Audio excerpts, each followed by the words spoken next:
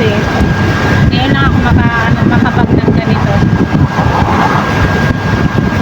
Ano nyo, bigay ito ng amo ko. Yeah. KM Christine Miller. So maraming yung mga bag mo ng ganito is alam nila. And then napaka-social ng bag ko ha, bigay lang yan. And social siya pero walang laman. Wait lang, ipakita ko sa inyo, hindi ba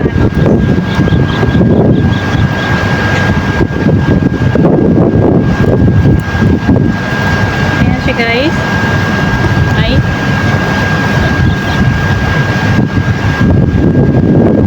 and then price 510 QR Christine Miller. No! Karen Miller.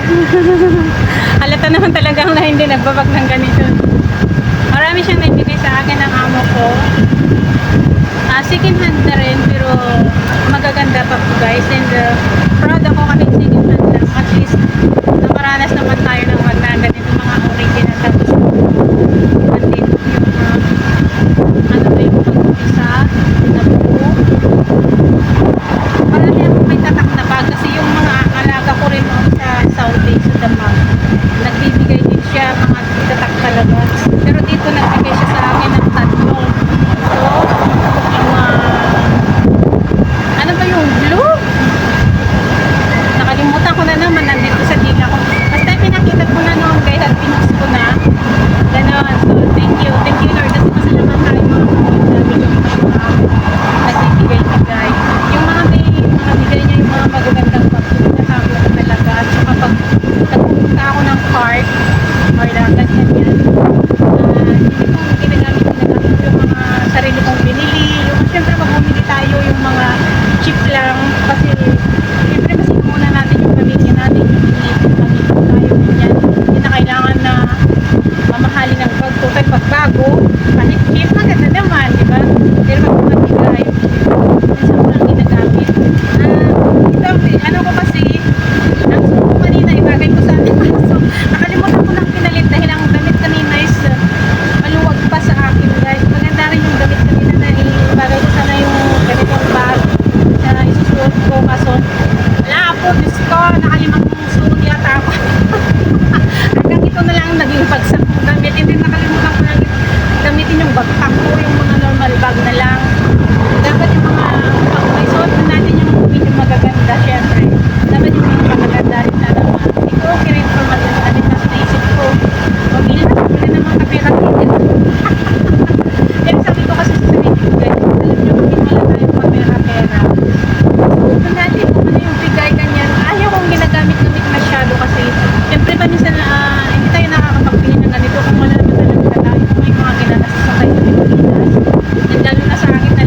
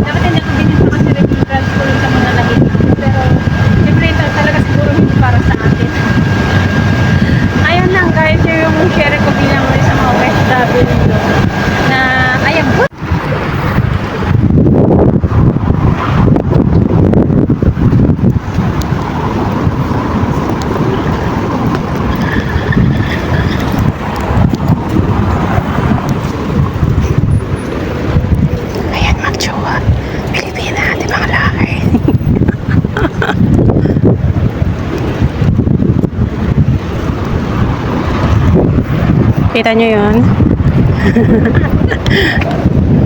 Sana all. O hindi ha? Expression lang yung sana all.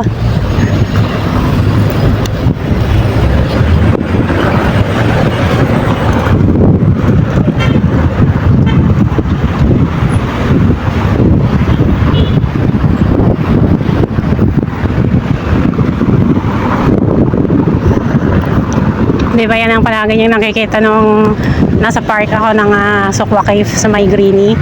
Ayan, yan is mosque. Big mosque yan, mosque. Diyan nag-aaral din yung mga gustong mag-aral ng Quran. Ayan.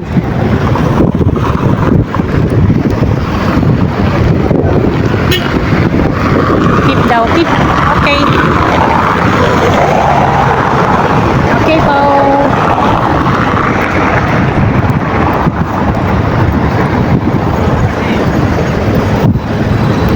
Sabay-sabay.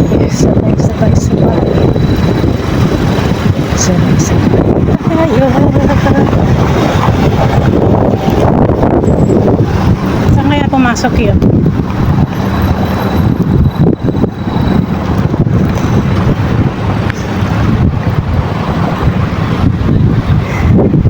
Hindi ako masyadong nagre-reels na ngayon guys. Kung nakikita nyo musokol, long video na lang kasi wala naman po kasing monetization ng stars dito sa Qatar. So ayan.